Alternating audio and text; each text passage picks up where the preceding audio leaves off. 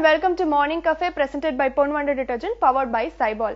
நீ எதை நினைக்கிறியோ அதுவாகவே நீ ஆகிறாய் அப்படின்னு சொல்லுவாங்க. நம்ம வலிமையானவங்க அப்படின்னு நினைச்சோம்னா உண்மையிலே நம்மளோட வாழ்க்கையும் சரி வலிமையானதா தாங்க இருக்கும்.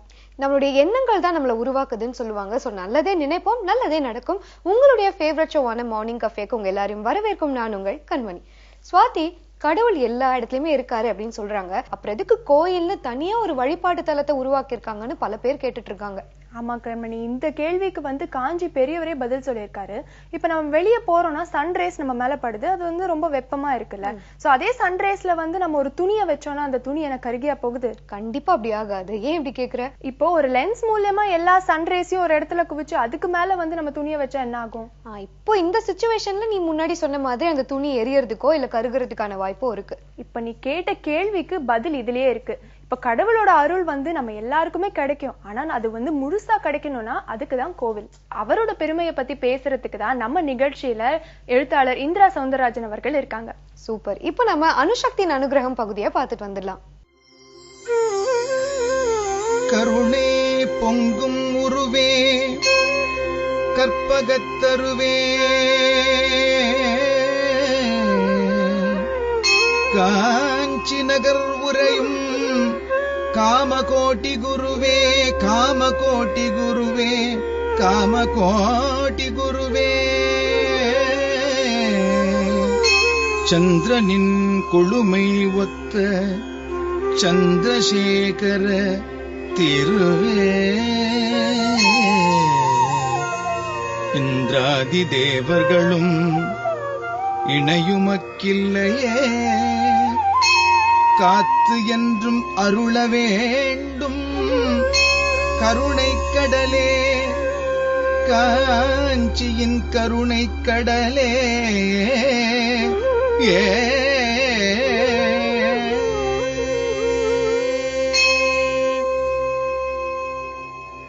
புதுயுகம் தொலைக்காட்சி நேயர் பெருமக்களுக்கு என்னுடைய அன்பு வணக்கம். அனுஷத்தின் அனுகிரகம் என்கின்ற ஒரு தலைப்பின் கீழ் காஞ்சி மகா சுவாமிகள் குறித்து இந்த நிகழ்ச்சியிலே நான் தொடர்ந்து உங்களோடு பயணப்பட இருக்கிறேன்.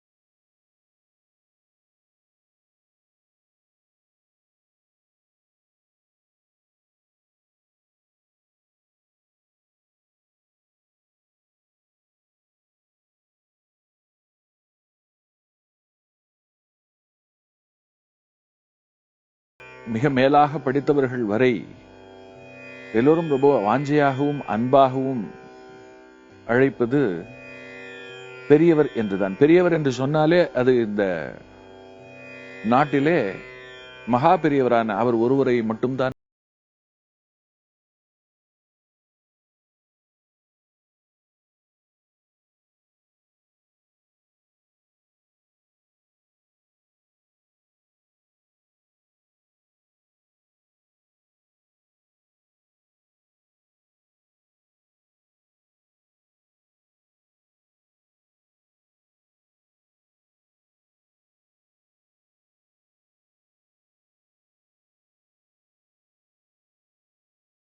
சரியாக 100 ஆண்டுகள். 100 ஆண்டுகளுக்கு 4 மாதங்கள் குறைவு. அதாவது 99 வருடங்கள் 8 மாதங்கள் அவர் இந்த மண்ணிலே வாழ்ந்தார்.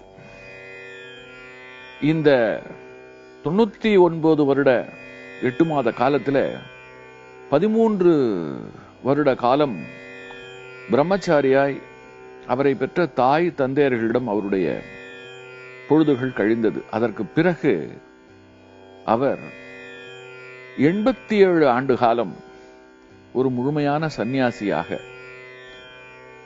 இந்த மக்கள் அத்தனை பேருக்கும் வழிகாட்டுகின்ற ஜெகத்குருவாக கருணாமூர்த்தியாக நமக்கு நல்லருள் புரிகின்றவனாக ஞானாசிரியனாக நாம் இப்படி நிறைய சொல்லிக்கொண்டே போகலாம். 87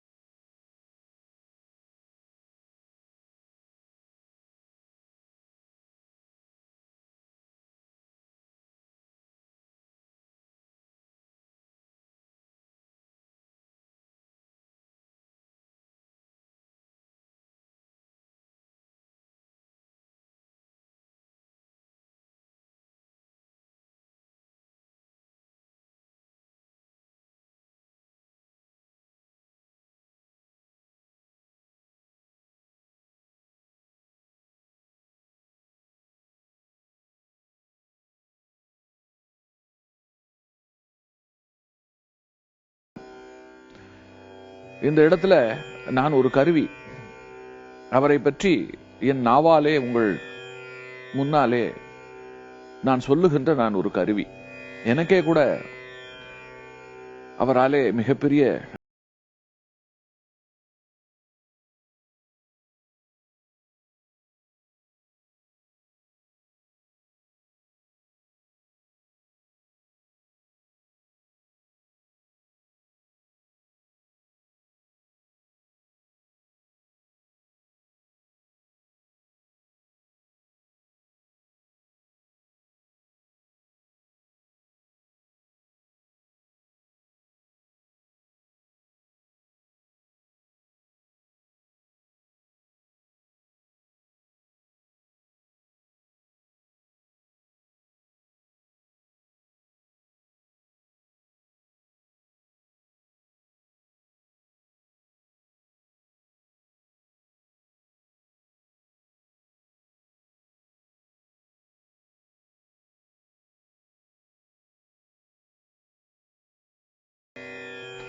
இந்த 6 பிள்ளைகளும் 6 சமயம் போல் ஆதிசங்கரர் அவர்கள் நம்முடைய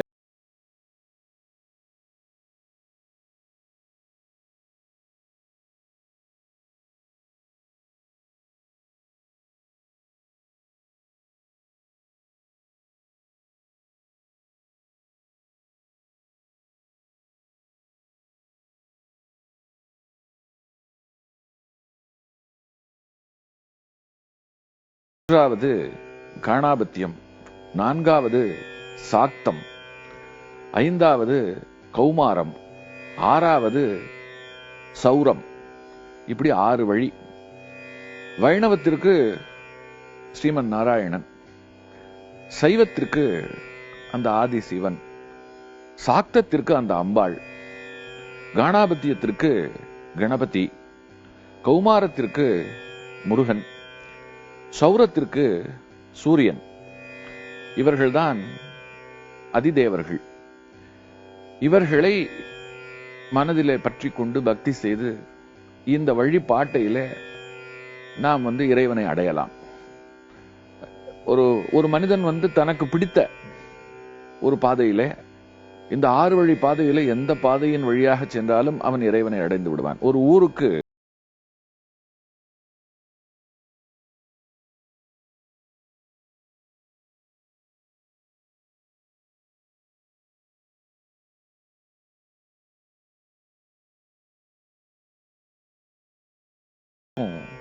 பல வழிகளை நம்முடைய புராணங்கள், நம்முடைய சான்றோர் பெருமக்கள் வழிபட்டு கொடுத்திருக்கிறார். குறிப்பாக ஆதிசங்கரர் வகுத்து கொடுத்த இந்த நெறி இருக்கிறதே, இந்த நெறிப்பாடு ஆச்சரியமாக மகாபெரியவருடைய குடும்பத்திற்கு அப்படியே பொருந்துகிறது. 6 சமயமும் அவருடைய குடும்பத்திலே பிறந்தது போல அவருக்கு, அதாவது பெரியவரோடு கூட பிறந்தவர்கள் 5 பேர், மொத்தம் 6 பேர். அதுல பெரியவர் பெயர் கணபதி. இவர் காணாபத்தியத்தை நமக்கு உணர்த்துகிறார். அடுத்தது பெரியவர் பெயர், பெரியவருக்கு அவருடைய பெற்றோர்கள் இட்ட பெயர் சுவாமிநாதன். இவர் கௌமாரமாகிய முருக வழிபாட்டை நமக்கு நினைவுபடுத்துகிறார்.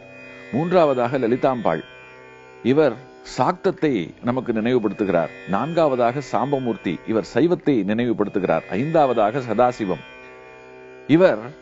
இவரும் சைவத்தை நினைவுபடுத்துவதோடு இவர் சூரிய வழிபாட்டையும் நமக்கு நினைவுபடுத்துகிறார். ஆறாவது கிருஷ்ணமூர்த்தி, இவர் வைணவத்தை நமக்கு நினைவுபடுத்துகிறார். இப்படி இந்த 6 வழி பாதையை இவருடைய குடும்பத்தில் இருக்கக்கூடிய உறுப்பினர்களே பெற்றது போல ஒரு அற்புதமான ஒரு ஒற்றுமை.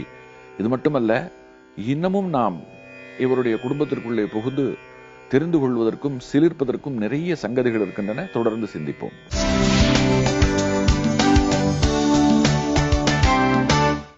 Welcome back to morning cafe. Swathi, இந்தியால இருந்து வெளிநாட்டுக்கு போய் எத்தனையோ பேர் வேலைக்காக அங்க போய் வாழ்ந்துட்டு தான் இருக்காங்க. அப்படி அங்க வாடுற ஒரு சிலரை பத்தி இங்க இருக்கிறவங்க என்ன பேசுறாங்க அப்படின்னு பாத்தீங்கன்னா, அவங்க எல்லாரும் இந்தியாவில படிச்சுட்டு இன்னொரு நாட்டோட பெட்டர்மெண்ட்காக அங்க போய் ஒர்க் பண்ணிட்டு இருக்காங்க அப்படிங்கிற மாதிரி பேசுறாங்க. ஆனா நிஜமாவே வெளிநாட்டுல வாழக்கூடிய இந்தியர்களுடைய மனநிலை எப்படி இருக்கும் அப்படின்னு பாத்தீங்கன்னா, அவங்க மனசு முழுக்க அவங்களுடைய தாய் நாடு, தாய் மண்ணை பத்தி தான் நினைச்சிட்டு இருப்பாங்கல்ல. ஆமா கண்மணி, இங்க இருக்கிற சொந்த பந்தம் எல்லாத்தையுமே விட்டுட்டு அங்க போறாங்க, வெளிநாட்டுக்கு போறாங்க. இப்ப பார்த்தோன்னா வெளிநாட்டுல இருக்கிற இந்தியர்கள் கிட்ட பேசி பழகிறதுனால இப்போ அந்த தாக்கம் குறைஞ்சிருக்குன்னே சொல்லலாம். ஆமா சுவாதி, அப்படி அங்க வாழக்கூடிய நிறைய இந்தியர்கள் எல்லாம் சேர்ந்து இப்போ ஒரு முக்கியமான முடிவு எடுத்திருக்காங்க. அது என்ன முடிவு அப்படின்னு பாத்தீங்கன்னா, இந்தியால இருக்கக்கூடிய 500 கிராமங்களை தத்தெடுக்க போறாங்களாம். ரொம்பவே ஒரு நல்ல விஷயம் தான். சரி, இது யாரு செய்ய போறா, எப்படி செய்ய போறா? அதாவது இது overseas volunteers for betterment of India அப்படிங்கிற ஒரு ஆர்கனைசேஷன் தான் இந்த முடிவு எடுத்திருக்காங்க. இப்போ ரீசெண்டா தான் இந்த அபிஷியலா அனௌன்ஸும் பண்ணிருக்காங்க. ஓகே, ரொம்ப நல்ல விஷயம் தான். ஆக்சுவலா இந்தியால 500 வில்லேஜஸ் செலக்ட் பண்ணணும் அப்படிங்கறதே ஒரு கஷ்டமான விஷயம். சோ எந்த கிரைட்டீரியா, எந்த அடிப்படையில அவங்க இதை பண்ண போறாங்க? முக்கியமான 2 அடிப்படைகள் கீழே தான் அவங்க செலக்ட் பண்றாங்க. முதல் அடிப்படை என்ன அப்படின்னு பாத்தீங்கன்னா, முக்கியமான காரணம் அது எந்தெந்த கிராமங்கள்ல விவசாயிகள் அதிக அளவுல தற்கொலை செஞ்சுக்கிறாங்களோ அந்த கிராமங்களை இவங்க கண்டிப்பா செலக்ட் பண்றாங்க. அதை தொடர்ந்து அடுத்ததா எந்தெந்த கிராமங்கள்ல வேலை வாய்ப்பு ரொம்ப கம்மியா இருக்கோ அந்த கிராமங்களையும் இவங்க சூஸ் பண்றாங்க. Okay, super. இந்த மாதிரி கிராமங்களை தத்தெடுத்து எந்த மாதிரியான பெனிஃபிட்ஸ் எல்லாம் அவங்க கொடுக்க போறாங்க? இவங்களுடைய எய்ம் எல்லாரையுமே பாராட்ட வச்சிருக்கு சுவாதி. ஏன்னா இப்போ இவங்க செலக்ட் பண்ணிருக்கிற 500 கிராமங்களுடைய வருமானத்தை 2 மடங்கு அதிகரிக்க போறாங்களாம் 2022க்குள்ள. இப்போ இதுக்காக நிறைய ஆராய்ச்சியாளர்கள் கிட்ட பேச்சுவார்த்தை நடத்திட்டு இருக்காங்க. அவங்களுடைய ஆலோசனையும் கேட்டுட்டு இருக்காங்க. ரொம்ப நல்ல இனிஷியேட்டிவ் தான். ஏன்னா வில்லேஜஸ் தான் நம்மளுடைய நாட்டோட ஒரு பெரிய பேக் போனே சொல்லலாம். சோ கிராமங்கள் முன்னேறினா கண்டிப்பா நம்ம நாடு முன்னேறும் இல்லையா? சோ இந்த நல்ல தகவலோட யோகாசனம் பகுதியை பார்த்துட்டு வந்துடலாம்.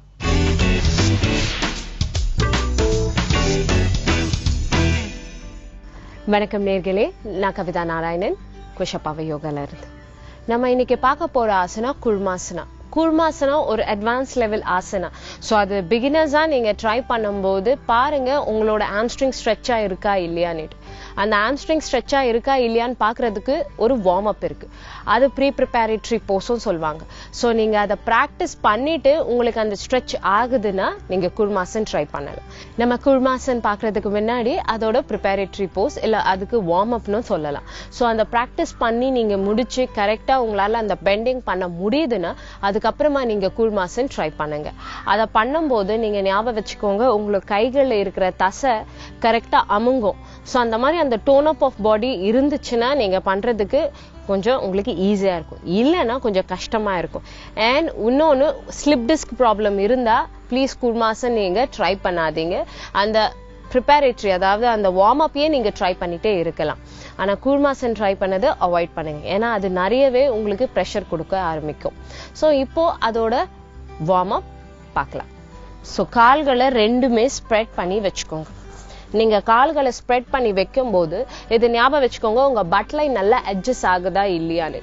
பட் லைன் அட்ஜஸ்ட் ஆகுறது தான் ரொம்ப இம்பார்ட்டன்ட். ஸோ எப்படி இருந்தாலும் பார்த்தாலும் உங்க கால்களோட அட்ஜஸ்ட்மெண்ட்டை பாருங்க. நீங்க பார்க்கும்போது உங்களோட செஸ்ட்டை முன்னாடி தள்ளுறதுக்கு ட்ரை பண்ணுங்க. நிறைய பேருக்கு ஆர்த்ரைட்டிஸ் ப்ராப்ளம் இருக்கிறதுனால இங்க ஸ்ட்ரெச் விழும்போது வலி ஆரம்பிக்கும். அந்த மாதிரி பண்ணும்போது உங்க கால்களை கொஞ்சம் முன்னாடி அட்ஜஸ்ட் பண்ணி வைக்கலாம். ஆனா ஹெல்தியா இருக்கீங்க, நார்மல் பாடி கண்டிஷன்னா நீங்க உங்க கால்களை நல்லா ஸ்ப்ரெட் பண்ணி வைக்கலாம். நார்மலி கைகளை இன்டர்லாக் பண்ணிட்டு மேல தூக்கி கொஞ்ச நேரம் இருக்க பாருங்க. ஸோ இருக்கும்போது தான் உங்களோட ப்ரெஷர் தெரியும். மேல போயிட்டு கீழே வரும்போது அந்த ப்ரெஷர் தெரியாது, பாடியில எவ்வளவு ஸ்டாமினா இருக்கணும்னு தெரியாது. ஸோ உங்களோட இன்டர்லாக் பண்ணிக்கிட்டு மேல இருக்க பாருங்க. அண்ட் மெதுவா ரைட் சைட்ல திரும்பி உங்களோட கால்களை பெண்ட் பண்ணி பாருங்க. அண்ட் மெதுவா மேல வாங்க. இந்த அதுக்கப்புறமா கரெக்டா லெஃப்ட் சைட் அண்ட் மெதுவா வந்துட்டு முன்னாடி. இது சீக்கிரமா நிறைய பேருக்கு டச் ஆகலைன்னா பரவாயில்ல, ஹாஃப்வே தான் போக முடிஞ்சதுன்னா அவ்வளவு ஹிப் ஓப்பனிங் தான் இருக்கு, அவ்வளவு ஆம்ஸ்ட்ரிங் தான் ஓப்பனா இருக்குன்னு அர்த்தம். ஸோ அந்த மாதிரி நிலைமையில நீங்க மெதுவா முன்னாடி போக ட்ரை பண்ணுங்க. ஒரே ஃபோர்ஸா போகாதீங்க, உங்களுக்கு தசைகள்ல வீக்கம் ஏற்படுற வாய்ப்பு அதிகரிக்கும். ஸோ மெதுவா அகேன் கைகளை மேல கொஞ்ச நேரம் இருந்ததுக்கு அப்புறமா நீங்க மெதுவா ரைட், அப்புறமா மெதுவா மேல வந்துட்டு திரும்பி லெஃப்ட், கொஞ்ச நேரம் இருந்ததுக்கு அப்புறமா தான் மேல வந்துட்டு முன்னாடி. இந்த மாதிரி பண்ணி நீங்க பிராக்டிஸ் பண்ணதுக்கு அப்புறமா தான் குர்மாசன் ட்ரை பண்றதே எப்பவுமே நல்லது. பிகினர் லெவல்ல இருந்து குர்மாசன் ட்ரை பண்ணும்போது 2 முட்டியும் எழும்போம், பிளாட்டா உட்காராது. அந்த மாதிரி பிரச்சனை இருக்கிறவங்க மெதுவா ட்ரை பண்ணுங்க. ஒரே சமயத்துல காலை கீழே பிரஸ் பண்றது வேண்டாம். அந்த மாதிரி பண்ணும்போது உங்களோட ஆங்கிள் போர்ஷன் அண்ட் இங்க இருக்கிற தசைகள்ல வீக்கம் ஏற்படுற வாய்ப்பு அதிகரிக்கும். ஸோ அந்த வீக்கம் ஏற்பட்டுச்சுன்னா நியர்லி 15 to 20 days உங்களால சரியா உட்கார இருக்கிற பிரச்சனையும் அதிகரிக்கும். So please avoid it. And asanas பண்ணதுக்கு அப்புறமா ஒரு வார்ம் வாட்டர் இல்லைன்னா நல்ல ஹாட் ஷவர் பாத் எடுக்கிறது ரொம்பவே நல்லது. அது உங்களோட பாடியில புத்துணர்ச்சியை ஏற்படுத்தும். ஸோ இப்போ நம்ம குழுமாசன் எப்படி பண்ணலான்னு பார்க்கலாம். குழுமாசம் கொஞ்சம் அட்வான்ஸ் லெவல் ஆசனானால மற்ற ஆசனாஸ் எல்லாம் கரெக்டா பிராக்டிஸ் பண்ணி உங்களால உங்க பாடி ரெடி ஆனதுக்கு அப்புறமா குழுமாசன் ட்ரை பண்றது ரொம்பவே நல்லது. ஸோ அதை எப்படி பண்ணலாம்? உங்களோட ப்ரிப்பரேட்டரி போஸே இப்படிதான். இது ஓபன் ஆகி உங்களோட முன் பகுதியை ஸ்ட்ரைட்டா வைக்கிறதுக்கு ட்ரை பண்ணுங்க. செஸ்ட் பொசிஷன் முன்னாடி இருக்கணும், பேக் லைன் பொசிஷன் கரெக்டா இருக்கணும். இந்த மாதிரி இருக்கும்போது உங்க கை ரைட் கை பின்னாடி போகணும். அந்த பின்னாடி போகும்போது பெண்ட் பண்ணி பாருங்க, உங்களோட எல்போ கீழே விழணும். இந்த மாதிரி கீழே விழுந்து உள்ள போகும்போது பைசெப் அதாவது ஆம்பிட் பகுதி இந்த முட்டி கீழே இருக்கிற பகுதிக்கு உள்ள போகணும். உங்க எல்போ தான் போகுதுன்னா நீங்க ரெடியா இல்லைன்னு அர்த்தம். ஆணும் பெண்ணும் ட்ரை பண்ணும்போது பைசெப் உள்ள போனோம், முட்டி பகுதி உள்ள போக கூடாது. அந்த மாதிரி போகும்போது இன்னும் உங்களோட ஷோல்டர் ஓபன் ஆகலன்னு அர்த்தம். சோ நீங்க உள்ள போனதுக்கு அப்புறமா மெதுவா கைகளை பின்னாடி, இந்த கைகளையும் இதே மாதிரி பின்னாடி பண்ணிட்டு மெதுவா உங்க கால்களை முன்னாடி தள்ள பாருங்க. இந்த மாதிரி தள்ளும் போது உங்களோட முட்டி கீழே விடும். மெதுவா முன்னாடி பாருங்க அண்ட் மெதுவா உங்க கைகளை ரிலீஸ் பண்ணிட்டு மேல வர பாருங்க. இந்த மாதிரி பண்ணும்போது டயஃப்ரம் சொல்வாங்க. மூச்சு சரியா உள்ள வெளியே இழுக்கலன்னா டயஃப்ரம் டைட் ஆயிடும். டைட் ஆயிடும்னா இறுக்கிக்கும். அந்த மாதிரி இருக்கும் போது வலி ஏற்படும். சோ அதனால வெரி இம்பார்ட்டன்ட் உங்களோட மூச்சு பயிற்சி. கீழே போனதுக்கு அப்புறமா எந்த ஆசனாவும் இருந்தாலும் மூச்சு உள்ள வெளியே எடுக்கிற பிராக்டிஸை நீங்க விடவே விடாதீங்க. விட்டீங்கன்னா உங்க டயஃப்ரம் டைட் ஆகும். இருக்குனதுக்கு அப்புறமா வலி ஏற்படுறது உங்களால பொறுத்துக்கவே முடியாது. அந்த மாதிரி டைம்ல என்ன பண்ணலாம்? நீங்க மறந்து போயிட்டீங்கன்னா மூச்சு உள்ள வாங்கி வாய் வழியா மூச்சை வெளியே எடுக்க ட்ரை பண்ணுங்க. அந்த மாதிரி பண்ணும்போது உங்களோட ஸ்பாம்ஸ் ரிலீஸ் ஆகும். அந்த மசில் ரிலீஸ் ஆனா உங்களுக்கு இந்த டயஃப்ரம்ல இறுக்கம் ஏற்படாது. இன்னொரு தடவை உங்களுக்கு குர்மாசன் பண்ணி காட்டுறேன். ஃபர்ஸ்ட் உங்களோட கால்கள் பொசிஷன்ல வரும்போது ஞாபகம் வச்சுக்கோங்க, உங்களோட கைகளை இந்த மாதிரி உங்களோட கொலுசு பகுதியில பிடிச்சு ஸ்ட்ரைட்டா இருக்க ட்ரை பண்ணுங்க. மார்பு பகுதியை கொஞ்சம் முன்னாடி தள்ளுங்க. தள்ளும் போது உங்களோட முதுகு தண்டு ஸ்ட்ரைட்டா. இந்த மாதிரி ஆகும்போது உங்களோட பாடி ஸ்ட்ரக்சர் சரியா இருக்கான்னு தெரியும். கூனி வளைஞ்சிங்கன்னா உங்களால எந்த ஆசனாவையும் பண்ண முடியாது. இப்போ அகைன் உங்க கைகளை கீழே இறக்கி, அதாவது உங்க மார்பு பகுதியும் கீழே குனிஞ்சு நீங்க கைகளை சைட்ல விடுங்க. மெதுவா சைட்ல விடுங்க அண்ட் மெதுவா நீங்க உள்ள போகிறதுக்கு ட்ரை பண்ணுங்க. மூச்சு உள்ள வெளியே ப்ளீஸ் மறக்காதீங்க.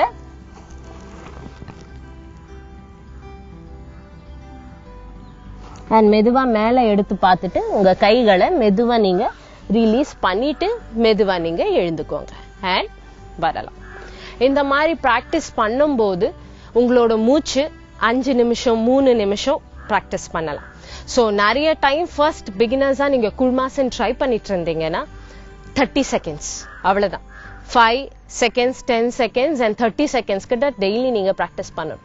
அது முடிஞ்சதுக்கு அப்புறமா 1 minute to 2 minutes நீங்க டெய்லி குழுமாசன் ட்ரை பண்ணும்போது உங்களோட பாடி லூசன் அப் ஆகும், ஃபிளெக்சிபிலிட்டி அதிகரிக்கும்.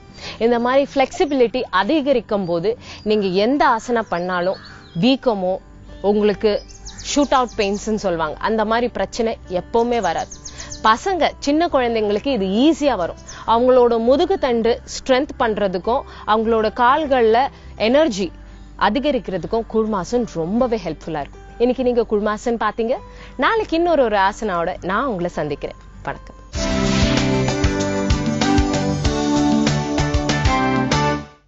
Welcome back to morning cafe. Swathi, நாளுக்கு நாள் பிரச்சனை இருக்கிறது பத்தாம இப்ப புதுசா ஒரு பிரச்சனை வேற. ஏன்னா டிராபிக் ஜாம் அதிகரிச்சுக்கிட்டே இருக்கு.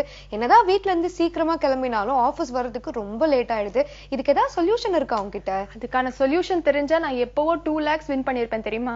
இதுக்கு நீ சொல்யூஷன் கொடுத்திருந்தா உனக்கு எப்படி 2 lakhs கிடைச்சிருக்கும்? ஆக்சுவலா சென்னை மாதிரியே பெங்களூர்லயும் பார்த்தனா டிராபிக் ப்ராப்ளம் பயங்கரமா இருக்கு. சோ பெங்களூர்ல டிராபிக் ப்ராப்ளம் ஸ்டாப் பண்றதுக்கான சொல்யூஷன் கண்டுபிடிச்சோம்னா 2 lakhs பிரைஸ் அப்படின்னு அனௌன்ஸ் பண்ணிருக்காங்க.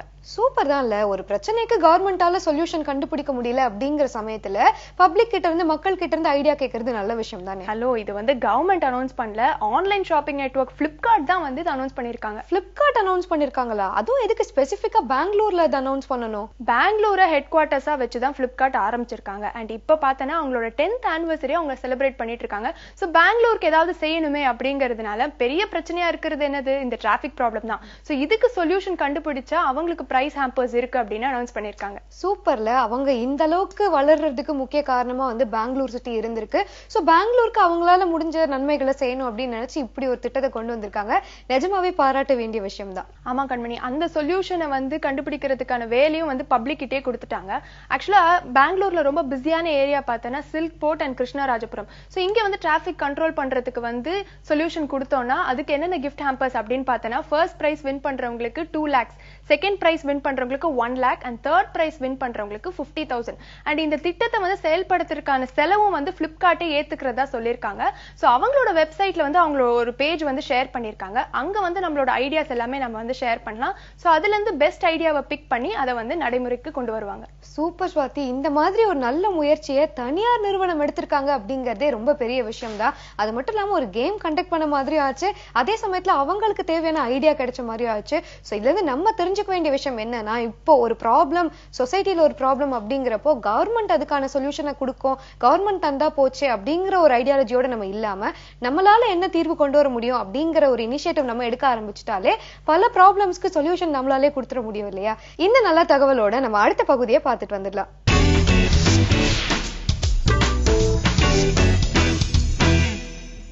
Good morning. இன்னைக்கு நம்ம பேச போகிற டாபிக் வந்து சம்மரில் வர இச்சிங். இது வந்து ரொம்ப காமனாக எல்லாருக்குமே வர ஒரு பர்டிகுலர் ப்ராப்ளம், அதாவது உள்பகுதிகளில் வர அரிப்பு. இது வந்து நீங்கள் வந்து என்னன்னு சொல்வீங்கன்னு பார்த்தீங்கன்னா ரிங்வார்ம் அப்படின்னு சொல்லுவீங்க, இல்லைனா வந்து உங்களுக்கு அதாவது வட்டமாக வர ஒரு ஃபங்கல் இன்ஃபெக்ஷன் அப்படின்னு சொல்லுவீங்க. எங்களுக்கு டெர்மட்டாலஜி வழியாக வர்றது இட் இஸ் கால்ட் டீனியா அப்படின்னு சொல்லுவோம், இல்லை டெர்மட்டோஃபைட் அப்படின்னு சொல்லுவோம். இது என்ன, இது இந்த ரிங்வார்ம் இன்ஃபெக்ஷனுங்கிறது என்ன அப்படின்னு பார்த்தீங்கன்னா இது ஒரு fungal infection.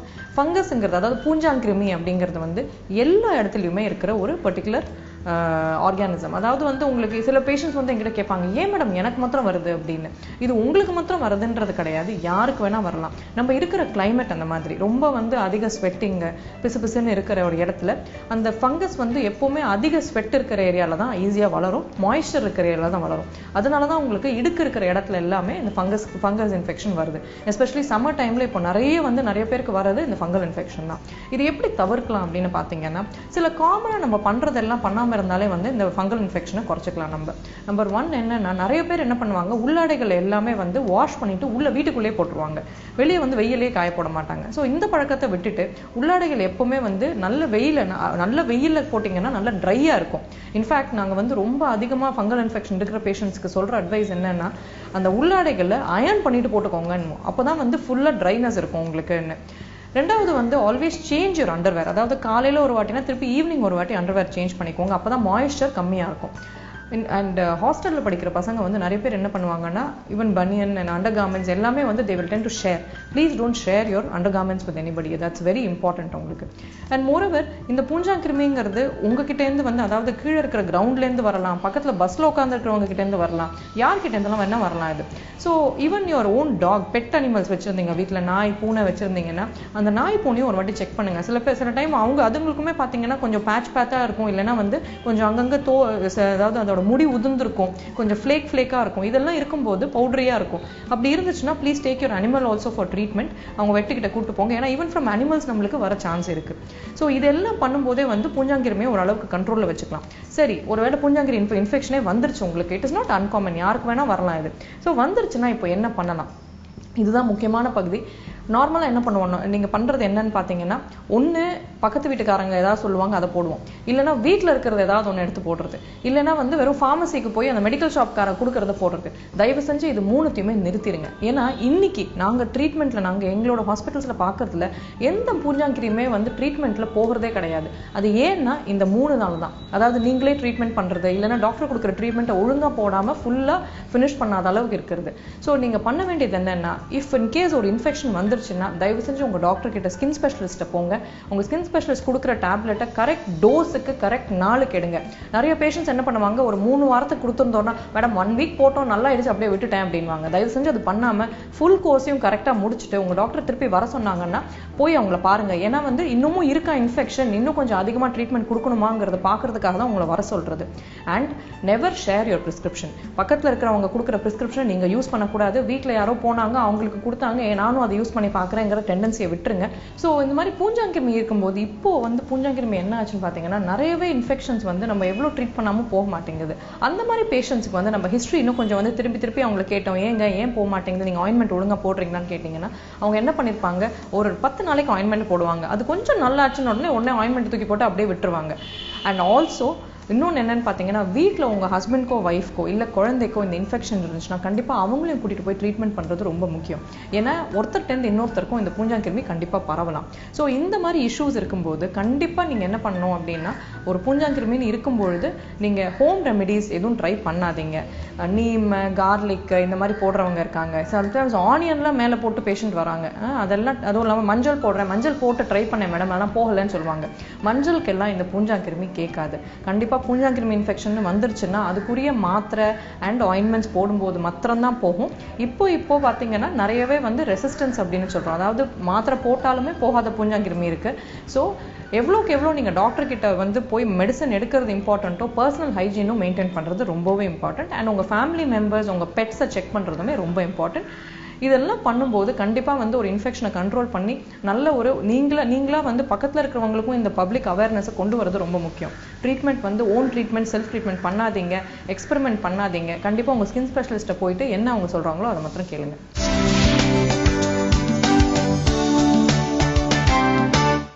Welcome back to morning cafe. Swathi, space சயின்ஸை பொறுத்த வரைக்கும் ஒவ்வொரு நாள் ஒரு அப்டேட் கிடைச்சிட்டு இருக்குன்னு சொல்லலாம். 1000 லைட் இயர்ஸ் டிஸ்டன்ஸ்ல இப்போ புதுசா பூமி மாதிரியே ஒரு கிரகத்தை கண்டுபிடிச்சிருக்காங்க. இன்ஃபேக்ட் அந்த பிளானெட்டுக்கு இப்போ ஒரு சேட்டலைட் அனுப்ப போறாங்களாம் சூரியனை பத்தின ஆராய்ச்சிக்காக. ஆமா கண்மணி, இப்போ நிலாவிலே வந்து அதிகமா ரிசர்ச் செய்யறது, அப்புறம் வந்து மார்ஸுக்கு மனுஷங்களை கூட்டிட்டு போறது, இந்த மாதிரி ஏகப்பட்ட திட்டங்கள் வந்துட்டு தானே இருக்கு. இப்போ நீ மார்ஸ் செவ்வாய் கிரகத்தை பத்தி சொன்ன உடனே தான் எனக்கு முக்கியமான ஒரு விஷயம் ஞாபகத்துக்கு வந்திருக்கு. செவ்வாய் கிரகத்துல இப்போ ஒரு மிகப்பெரிய சிக்கல் நடந்துட்டு இருக்கு. அங்க என்ன பிரச்சனை? ஆக்சுவலி நாசா வந்து கியூரியாசிட்டி ரோவர் அப்படிங்கிற ஒரு சேட்டலைட்டை செவ்வாய் கிரகத்துக்கு ஏற்கனவே அனுப்பி வச்சுட்டாங்க. இப்போ செவ்வாய் கிரகத்தை பத்தின நிறைய தகவல்களை நாசாக்கு அந்த சேட்டலைட் தான் கொடுத்துட்டு இருக்கு. சமீபத்துல ஒரு முக்கியமான இன்ஃபர்மேஷன் கொடுத்திருக்கு. அது என்னன்னு பாத்தீங்கன்னா பூமியை விட 1000 மடங்கு கதிர்வீச்சு ரேடியேஷன் செவ்வாய் கிரகத்துல இருக்கான். அதனால செவ்வாய் கிரகத்துல கேன்சர் வர்றதுக்கான வாய்ப்பு அதிக அளவுல இருக்கான். அப்போ செவ்வாய் கிரகத்துல நம்ம போய் வாழவே முடியாதா? இந்த முடிவுக்கு நம்மளால உடனே வர முடியாது ஸ்வாதி. ஒருவேளை இந்த கதிர்வீச்செல்லாம் தவிர்த்து மனுஷங்களால அங்க போய் வாழ முடியுமா அப்படிங்கிற ஒரு ஆராய்ச்சி கூடிய விரைவில் நடக்கலாம். ஆனா இந்த ஆராய்ச்சி நடக்குதோ இல்லையோ, நிலால எப்படி போய் மனுஷன் கால் வச்சானோ அதே மாதிரி மார்ஸ்க்கு போய் மனுஷனால கால் வைக்க முடியுமா அப்படிங்கிற நடவடிக்கை வேணா கூடிய விரைவில் ஆரம்பிப்பாங்க அப்படிங்கிற ஒரு நம்பிக்கை இருக்கு. மார்ஸ் பத்தின இந்த நல்ல தகவலோட நம்ம அடுத்ததா சின்னஞ்சிறு உலகம் பகுதியை பார்த்துட்டு வந்துடலாம்.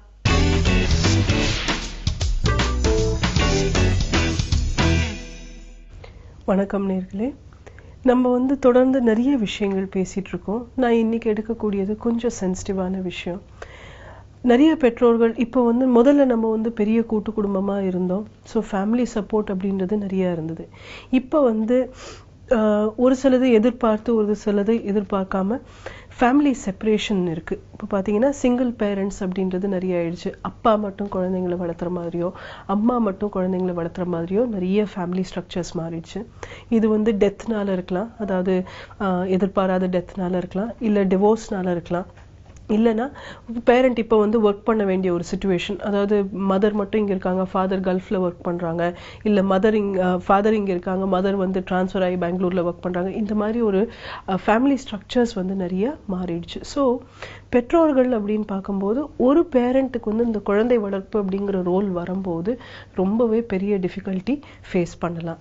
நிறைய டைம்ஸ் பெற்றோர்களால் என்ன பண்ணுறதுன்னு கூட தெரியாமல் அந்த ஸ்ட்ரெஸ்ஸை ஹேண்டில் பண்ண முடியாமல் கஷ்டப்படுறாங்க. ஸோ சிங்கிள் பேரண்ட்ஸாக இருந்தீங்க அப்படின்னா என்ன பண்ணலாம் அப்படின்னு அதில் நிறைய பேர் நீங்கள் பார்க்கலாம். மேம் நாங்கள் 2 பேர் இருக்கோம், ஆனால் நான் மட்டும்தான் குழந்தைய வளர்த்துறேன் அப்படின்ற பேரண்ட் கூட இருக்கலாம்.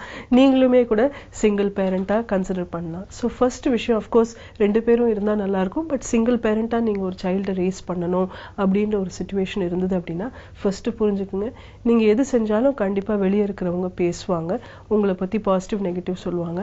அதுக்கெல்லாம் இம்பார்ட்டன்ஸ் கொடுக்காதீங்க. நீங்க உங்களோட பொறுப்புகளை எவ்வளவு பெஸ்டா செய்ய முடியுமோ அது செஞ்சீங்கன்னா போதும். ஏன்னா உலகத்துல நீங்க நல்லது செஞ்சீங்கனாலும் சரி, செய்யலனாலும் சரி, உங்களை பத்தி பேசுறதுக்குன்னு ஆள் இருப்பாங்க. ஸோ அதை நீங்க வந்து பெரிய விஷயத்துல பெரிய லெவல்ல வரி பண்ணிக்க வேண்டாம். செகண்ட் விஷயம், நீங்க வந்து ஆஸ் அ சிங்கிள் பேரண்ட் அப்படின்னும் போது முதல்ல இருந்தே உங்க குழந்தையோட ஈக்குவல் ரோல்ஸ் பிளே பண்ணுங்க. ஈக்குவல் ரோல்ஸ் அப்படின்னும் போது நீங்க சிங்கிளா இருக்கிறதுனால எல்லா ஒர்க்கையும் நீங்களே எடுத்து போடாதீங்க. பிகினிங்ல இருந்தே உங்களோட சைல்டால என்னென்ன ஒர்க் செய்ய முடியுமோ அதெல்லாம் செய்ய விடுங்க. ஸோ சின்னதா ஒரு பாத்திரம் விளக்குறது, ஒரு ஷர்ட்டை மடிச்சு வைக்கிறது, இந்த மாதிரி ஒர்க் எல்லாம் வந்து உங்க சைல்டை முதல்ல இருந்தே ரெஸ்பான்சிபிலிட்டியை எடுத்துக்கு வைங்க. இது வந்து ரெகுலர் ஃபேமிலியில 2 பேரண்ட்ஸும் இருக்கும் போதும் தேவை. பட் சிங்கிள் பேரண்டா இருக்கும்போது நீங்க ஏற்கனவே வந்து ஓவர் ஒர்க் இருக்கிறதுனால நீங்க வந்து இன்னுமே அடிஷ்னல் ரெஸ்பான்சிபிலிட்டியை வந்து எடுத்துக்கிட்டீங்கன்னா உங்களுக்கு ரொம்ப கஷ்டமா இருக்கும். ஸோ முடிஞ்ச வரைக்கும் அதை நீங்க அவாய்ட் பண்ணிக்கலாம். தேர்ட் விஷயம், நீங்க வந்து ஆஸ் அ சிங்கிள் பேரண்ட் எப்பவுமே ரூல்ஸ் அதே தான், ஸ்ட்ரக்சர், நீங்க என்ன செய்யலாம் கூடாதுன்றதை செட் பண்ணிக்கிங்க. சைல்டு நல்லது செய்யும் போது நல்லா பாராட்டுங்க, தப்பு செய்யும் போது அதுக்கு உண்டான கான்சிக்வன்சஸும் அதுக்குண்டான டிஸ்கஷன்ஸும் நீங்க கண்டிப்பா செய்யலாம். But as a single parent, specially உங்களுக்கு வந்து ஃபேமிலியில டெத் நீங்க சந்திச்சிருக்கீங்க, ஒரு விடோவர் அப்படின்னா அந்த கிரீஃப் ப்ராசஸுமே இருக்கும். நான் குழந்தை வந்து சேட்னஸை வெளிப்படுத்தாம கஷ்டப்பட்டுட்டு இருக்கலாம், நீங்களுமே வந்து சரியானபடி அந்த ஹஸ்பண்ட் ஆர் ஒய்ஃபோட டெத்தை வந்து ஹேண்டில் பண்ணாம கஷ்டப்பட்டுட்டு இருக்கலாம். இந்த மாதிரி சிச்சுவேஷன் இருந்ததுன்னா நீங்க தெரபிஸ்ட்டை மீட் பண்ணலாம். இல்லைன்னா ஒரு நல்ல சப்போர்ட்டிவ் ஃப்ரெண்டு கிட்ட கூட கொஞ்சம் சப்போர்ட் எடுத்து நீங்க அந்த கிரீஃப்ல இருந்து வெளியே வரலாம். அந்த வருத்தம் அப்படின்றது உள்ள இருக்கும்போது நம்மளோட உறவுகள் கண்டிப்பா பாதிக்கப்படும். குறிப்பா நம்ம பேரண்டா இருக்கும்போது சைல்டோட ஸ்பான்டேனியஸா ஃப்ரீயா இருக்க முடியாது. ஏன்னா நம்மளுக்கு அந்த பொறுப்புணர்வு வந்து நம்மளுக்கு ரொம்ப டிஃபிகல்ட்டா தெரியும். ஸோ அதனால எப்பவுமே அந்த ஸ்ட்ரக்சர் நீங்க செட் பண்ணணும். டிவோர்ஸா இருந்தா இன்னுமே கஷ்டம். ஏன்னா இந்தியால வந்து கண்டிப்பா வந்து அதை பத்தி தப்பா பேசுறவங்க இருப்பாங்க. ஸோ இதுக்குமே வந்து நீங்க கொஞ்சம் ஸ்ட்ராங்கா உங்களை தயார்படுத்திக்கணும். And at the same time சைல்டுக்குமே வந்து உங்களோட பார்ட்னரை பத்தி தப்பா பேசாதீங்க. மோஸ்ட் இம்பார்ட்டன்ட் என்ன அப்படின்னா, நீங்க வந்து இப்போ டிவோர்ஸ் ஆயிருக்கு, உங்களுக்கு வந்து நீங்க அம்மா அப்பாவா இருக்கிறது குழந்தைக்கு நீங்க எப்பவுமே அம்மா அப்பா தான். நீங்க ஹஸ்பண்ட் ஒய்ஃபா இருந்தபோது உங்களுக்குள்ள கருத்து வேறுபாடு வந்து குழந்தைக்கு தெரியக்கூடாது. ஏன்னா நீங்க வந்து இப்ப அம்மாவா வந்து குழந்தைக்கு வந்து தன்னோட அப்பாவை பத்தி நெகட்டிவ் சொல்லிட்டே இருந்தீங்க அப்படின்னா அவங்க வந்து ரிவெஞ்ச் எடுக்கணும், எங்க அப்பாவை வந்து நான் கொடுமைப்படுத்தணும் அப்படின்ற லெவல்ல வந்து சிந்தனைகளை வளர்த்தணும். குழந்தைக்கு வந்து எப்பவுமே தன்னோட அம்மா அப்பா நல்லவங்க தான் அப்படிங்கிற அந்த ஒரு ஃபீலிங் வந்து அதை வச்சு நீங்க வந்து பொறுப்பா வளர்த்தணும். எப்பவுமே நம்ம வந்து பாசிட்டிவ்ஸ் சொல்லி வளர்த்திட்டு ஒரு ஏஜ்ல அவங்களே வந்து அதை கேட்கும்போது ஏமா அப்புறம் உங்களுக்கு வந்து செட் ஆகல அப்படின்னு கேட்கும்போது நீங்க இருக்கக்கூடிய விஷயத்த as truthful as possible, எவ்வளவு ட்ரூத்ஃபுல்லா சொல்ல முடியுமோ அவ்வளவு ட்ரூத்ஃபுல்லா சொல்லுங்க. But most important, as a single parent உங்களுக்குன்னு கொஞ்சம் டைம் நீங்க கண்டிப்பா ஒதுக்கணும். ஏன்னா நீங்க வந்து அதிகமா வந்து 2 பேரண்டோட ஒர்க்கை நீங்க செஞ்சுட்டே இருக்கும்போது உங்களுக்கே ஸ்ட்ரெஸ், பர்ன் அவுட் வந்து ரொம்ப அதிகமா இருக்கலாம். ஸோ அதனால உங்களுக்குன்னு சில டைம் ஒதுக்கி ரிலாக்ஸ் பண்றதுக்கு உண்டான டைம் செட் பண்ணிக்கோங்க. 2வது, குழந்தையோட நல்லா என்ஜாய் பண்ணி விளையாடுறதுக்கு வாய்ப்புகள் ஏற்படுத்திக்கோங்க. ஏன்னா இது நீங்க செய்யும் போது உங்களுக்கு அதுவுமே ஒரு டீஸ்ட்ரெஸ்ஸிங் ஏஜென்ட்டா செட் ஆகும். மோர் இம்பார்ட்டன்ட், இது பேரண்ட்ஸ்க்கு நிறைய வரக்கூடிய டவுட், மேம் நான் வந்து ஆஸ் அ ஃபாதர் என்னோட டாட்டருக்கு வந்து சரியான ரோல் மாடலா இருக்க முடியுமா, ஆர் ஆஸ் அ மதர் என்னோட சன்னுக்கு வந்து நான் நல்ல ரோல் மாடலா இருக்க முடியுமா அப்படின்றது ஒரு கொஸ்டின் இருக்கும். இன்ஃபேக்ட் ரீசெண்டாக கூட ஒரு ஃபாதர் என்கிட்ட கேட்டது, அவளுக்கு வந்து ஒரு மதர் ஃபிகர் இருந்தால் பெட்டரா இருக்குமா அப்படின்னு கேட்டது. நான் அதில் ஒரே ஒரு விஷயம் மட்டும்தான் நான் வந்து எப்போவுமே சொல்லியிருக்கேன், குழந்தைக்கு வந்து 2 பெற்றோர்கள் இருக்காங்களோ இல்லையோ ஸ்டெபிலிட்டி இருக்கணும். அந்த ஸ்டெபிலிட்டியை வந்து நம்ம த்ரூ அதர் ஃப்ரெண்ட்ஸ் கூட நம்ம கிரியேட் பண்ணிக்கலாம், இல்லை நம்மளோட ஓன் மெத்தடில் நம்ம வந்து அதை செட் பண்ணலாம். தொடர்ந்து இதை வந்து நம்ம அடுத்த செக்மெண்ட்ல பேசலாம்.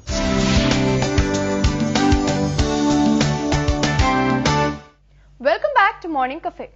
கண்மணி, இப்பெல்லாம் மனமேடையில தான் பொண்ணுங்க புரட்சி பண்ண ஆரம்பிச்சுட்டாங்க தெரியுமா? என்ன ஸ்வாதி, நீ சொல்றது படி பார்க்கும்போது சமீபத்துல யாரோ ஒரு மணப்பெண் புரட்சி பண்ணிருக்காங்க போல இருக்கே. ஆமா, உத்தரப்பிரதேஷ்ல ஒரு பொண்ணு மனமேடை வரைக்கும் வந்து எனக்கு கல்யாணம் வேணாம் அப்படின்னு ஸ்டாப் பண்ணிட்டாங்களா அந்த மேரேஜ்.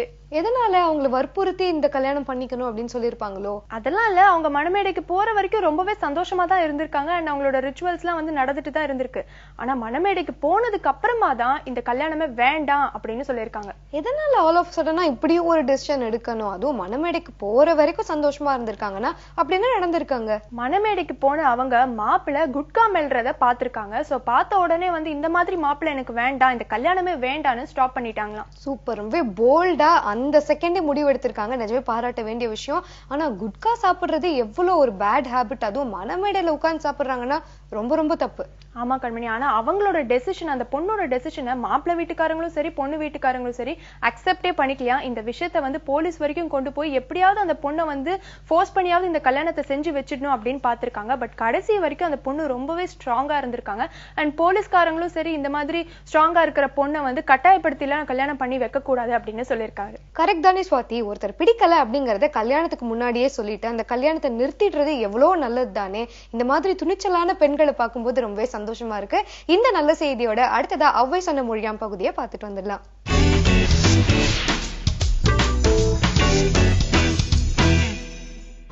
வணக்கம். அவ்வை சொன்ன மொழியாம் நிகழ்ச்சியில் இன்றைக்கு ஆத்திசூடியில் 13வது வாசகம் பார்க்குறோம். ஆத்திசூடி நமக்கு ஏற்கனவே தெரியும், அது அகர வரிசைப்படி தான் இருக்கு. அ ஆ இ உ அப்படி தான் இருக்கு. சரிங்களா?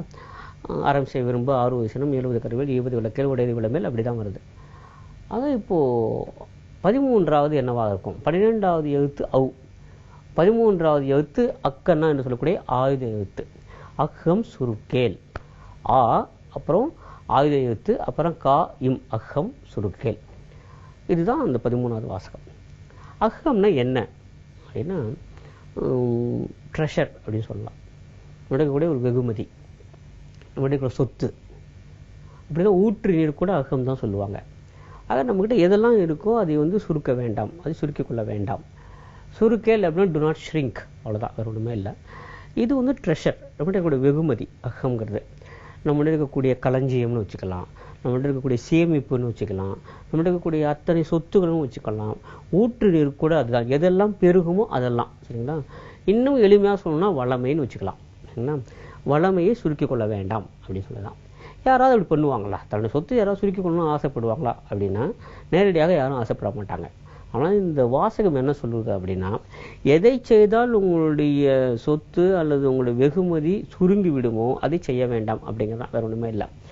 அழிந்து விடுமேன்னு சொல்லலை, அவங்க சுருங்கி விடும் அப்படின்னு சொல்லுவாங்க. அது ஒரு விதத்தில் ஒரு நேர்மையான ஒரு சிந்தனை அப்படின்னு சொல்லுவாங்க, நேர்மறையான ஒரு சிந்தனை தான் அது. அகம் சுருக்கேல் வர வேண்டாம், அதுவும் சுருக்கிக் கொள்ள வேண்டாம். எங்கெங்கெல்லாம் வருது அப்படின்னு நம்ம பார்த்தோம்னா, பொதுவாக பல சமயங்களில் நம்முடைய வளமையை நாமே சுருக்கிக் கொள்வதற்கான பல்வேறு விஷயங்களில் நாமே தான் ஈடுபடுறோம். அதுதான் கூடாது அப்படின்னு சொல்லிட்டு குறிப்பாக அவங்க சொல்லக்கூடிய இந்த அகம்ல அறிவு என்பது வந்து சேரும்.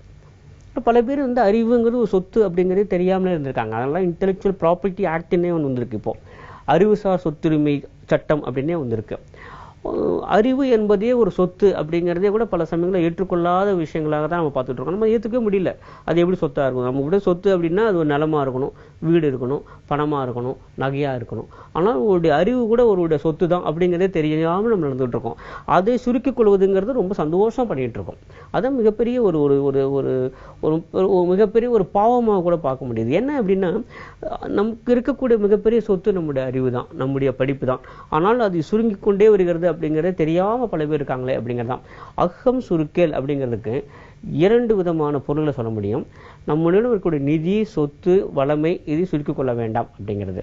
இதுல வரக்கூடிய ஒரு மறைமுக பொருள் என்ன அப்படின்னா, எது நமக்கு வளமை, எது நமக்கு சொத்துங்கிறத புரிஞ்சுக்கிட்டா அது சுருங்கி போகாமல் பார்த்துக்கொள்ள வேண்டும் அப்படிங்கிறதான். இந்த சுருங்குதல் அப்படிங்கிறது என்னென்ன, படித்த போது நீங்கள் பார்த்தீங்கன்னாக்கா ஒரு பிஇ படிக்கிறாரு, பிஎஸ்சி படிக்கிறார், பிகாம் படிக்கிறப்போ அவருக்கு எந்த அளவுக்கு அறிவு இருக்கிறதோ, ஓராண்டு 2 ஆண்டு 5 ஆண்டுகள் 10 ஆண்டுகள் படிக்கிற போது தான் படித்தது அத்தனையுமே மறந்து போகுது, சுருங்கிக்கிட்டே வருது, தொடர்ந்து நடைபெற்று கொண்டு விடுகிறது. அதெல்லாம் நீங்கள் பார்த்தீங்கன்னாக்கா ஒரு பிகாம் முடிச்சு ஒரு 10 வருஷம் கழிச்சு ஒருத்தருட்டு நம்ம போய் அந்த பிகாம்னு ஏதோ சந்தேகம் கேட்டால் எடுத்துனே சொல்லக்கூடிய முதல் வாசகம் எனக்கு தெரியல, மறந்துட்டேன் அப்படிங்கிறது தான். அப்போ இந்த மறதி என்பது என்ன பண்ணுது அப்படின்னா, அறிவை சுருக்கி விடுகிறது, தொடர்ந்து சுருக்கி கொண்டே வருகிறது. பல பேர் ஆச்சரியமான விஷயமா இருக்கு. ஏன்னு மிக பெரும்பான்மையானவர்கள் அப்படிதான் இருக்காங்க. அவர்கள் படித்த பாடத்திலிருந்து எதையும் ஒரு கேள்வி கேட்டோம்னா அதெல்லாம் தெரியாதுப்பா, எடுத்த உடனே சொல்லிடுறாங்க. இதுக்கு யாரும் வெக்கப்படுறது கூட இல்லை. பட்டவர்த்தனமா அப்படி சொல்ல, இல்லை எனக்கு மறந்து போச்சு. ஆனால் இந்த மறதியின் காரணமாக நம்மளோட அறிவு சுருங்கி விட்டதுங்கிறது அவங்களுக்கு இன்னும் போய் சேரவே இல்லை, எட்டவே இல்லை. அதுதான் பெரிய ஆபத்தான ஒரு விஷயம். அகம் சுருக்கல் அப்படின்னா, உங்களுடைய ட்ரெஷர்னு எது இருக்கும் தயவுசெய்து அதை சுருக்கிக்காதீங்க அப்படின்னு. ஆனால் பல பேர் ஏற்றுக்கிறதே இல்லை. அதுதான் பெரிய விஷயம். ஏன்னா இன்பத்தை துய்ப்பது என்பதும் மகிழ்ச்சியாக இருப்பது என்பதும் நேரடியாக மறதியுடன் தொடர்பு கொண்டது. அது பல பேர் மறந்துட்டோம். இப்போ யாரெல்லாம் மிக அதிகமாக கேளிக்கையில் ஈடுபடுகிறார்களோ மிக நிச்சயமாக அவர்களுடைய அறிவுத்திறன் குறையத்தான் செய்யும். அது மறதிக்கு நேரடியாக வழிவகுக்கும். ஆனால் நம்ம புரிஞ்சுக்கிறதே இல்லை. ஆனால் நம்ம பண்ணிக்கிட்டு தான் இருக்கோம். அதுக்கு என்ன அர்த்தம்? அகம் சுருங்கி கொண்டு வருகிறது, அறிவுத்திறன் சுருங்கி கொண்டு வருகிறது. நம்முடைய சொத்து என்னவாக இருக்க முடியும்? இப்போ நமக்கு எல்லாம் தெரியும், அத்தனை பேருக்குமே பொதுவாக அறிவு தான் மிகப்பெரிய சொத்து, தன்னுடைய படிப்பு தான் மிகப்பெரிய சொத்துன்னு தெரியும். ஆனால் அது நாளுக்கு நாள் சுருங்கி கொண்டே வருகிறது. ஆக்சுவலாக எப்படி இருந்திருக்கணும்? அது விரிவடைன்னு சொல்லிட்டு தான் இருக்க வேண்டும். ஒரு பிஎஸ்சி முடிச்சிருக்காரு, பிஇ முடிச்சிருக்காரு, பிடெக் முடிச்சிருக்காரு, எம்பிஏ முடிச்சிருக்காரு அப்படின்னா அதன் பிறகு அந்த அறிவு இன்னும் கொஞ்சம் அதிகமாகிறதா என்று பார்த்தால் இல்லை.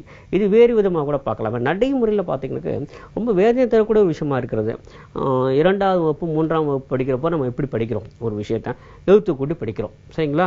ச இங்க இம் சங்கம், ஆமை இப்பு அமைப்பு, சங்கம் அமைப்பு அப்படின்னு படிக்கிறோம். இது எழுத்து கூட்டி படிக்கிற போது 3ஆம் வகுப்பு 4ஆம் வகுப்புல படிக்கிறோம். 7ஆம் வகுப்பு 8வது படிக்கிற போது சேர்ந்தே படிக்கிறோம். படிக்கிற போது நமக்கு தெரியுது சங்கம் அமைப்பு அப்படிலாம் படிக்க வருது. இந்த வேகம் சிறிது சிறிதாக அதிகமாகிட்டே வருது. 3ஆவது படிச்ச விட 4ஆம் வகுப்பு படிக்கிறோம், சற்று வேகமாக படிக்கிறோம். 4ஆம் வகுப்பை விட 5ஆம் வகுப்பு இன்னும் கொஞ்சம் வேகமாக படிக்கிறோம். இந்த வேகம் அதிகரித்து கொண்டு தானே வரணும். ஆனால் பார்த்தோம்னா 8ஆம் வகுப்பு 9ஆம் வகுப்பு 10ஆம் வகுப்பு வருகிற போது அப்படியே நின்று போயிடுது. அப்படியே ஸ்டாட்டிக்காக நின்று போகுது. இவ்வளோதான். ஒரு ஃபர்ஸ்ட் இயர் படிக்கும்போது என்ன வேகத்தில் படிக்கிறோம் அதே அளவு தான் தேர்ட் இயர் படிக்கும்போது படிக்கிறாரு. சரி, இது ஸ்டாட்டிக்காக இருக்கே அப்படின்னு நிலையா நிறுத்து போச்சு அப்படி நிற்குதா அப்படின்னு பார்க்க போனால் படிப்பு முடிச்சு ஒரு 5 வருஷம் கழிச்சு, ஒரு 8 வருஷம் கழிச்சு, 10 வருஷம் கழிக்க போது இவருக்கு அந்த படிக்கிற அந்த வேகம் கூட குறைஞ்ச போகுது.